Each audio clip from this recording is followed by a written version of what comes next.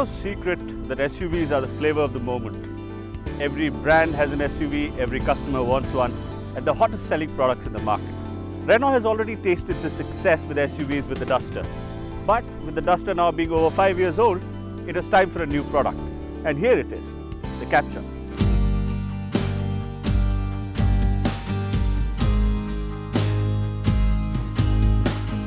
As you can see, it's a very different looking product from what the Duster is. It's very chic, it's very French, it's a very Renault design language. However, it shares the platform with the Duster and most of the running gear. What Renault is aiming to do is that with the new design language, the new interiors and the more luxury feeling, it's trying to compete with the market leader, the Hyundai Creta. We are in sunny Goa today to drive the Captur and find out how it performs.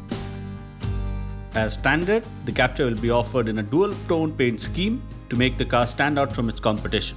The Captur will come with a very extensive personalization program, including stickers, a whole host of chrome fittings, and other accessories through which customers can customize their cars to suit their own style.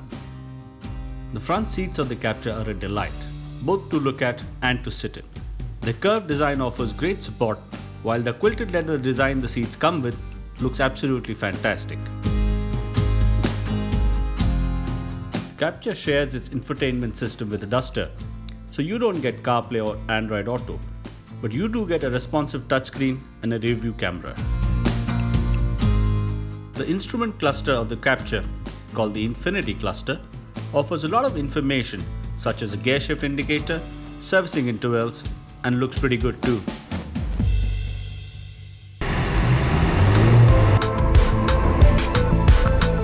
You know, with the Duster, despite its immense success, one of the factors that customers sort of often had feedback about was that it was a little too basic. Now with the Captur, Renault aims to change that. This shares some bits of the interiors with Duster, but you can see that they've worked in it to make it more luxurious. So you've got better quality dashboards, an improved sound system, you have the climate control carried over from the Duster, but the fittings in general, the sort of tolerance feel of fittings onto the car are pretty good. On the engine front, it's familiar territory. At launch, we will get the 1.5 litre petrol from the Duster and the 1.5 litre K9K diesel, which is what we are driving. At launch, it's only manual transmission, manual gearboxes. Automatics will happen, but Renault India officials are not ready to say when. Now, this engine worked pretty well in the Duster, but the Captur is slightly heavier. And in the 110 bhp diesel engine version, the performance is quite satisfactory. You know, once it's moving, there's enough grunt. The gearbox is pretty slick. Rider handling, of course, is fantastic. It's something they're very good at, and with the Captur also, you can't complain.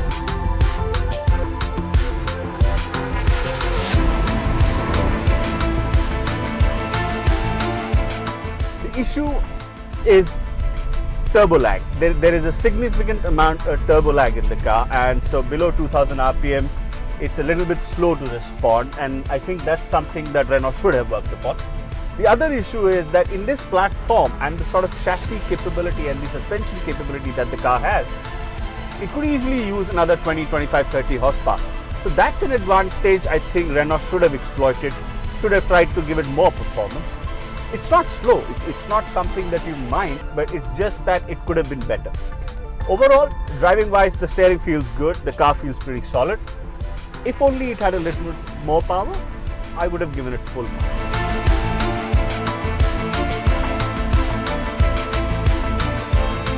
Given its strikingly good design, which makes the Captur stand out, along with tried and tested mechanicals and a well set up service network, the Captur holds a lot of promise for Renault in the booming SUV sector. But the diesel engine in the car has turbo lag and is a bit low on power, which means there are chinks in the armor of the car too. One of which is the lack of an automatic gearbox that will come later. However, depending on how Renault prices the car, the Captur does hold a lot of promise and has the potential to sell in good numbers in our market.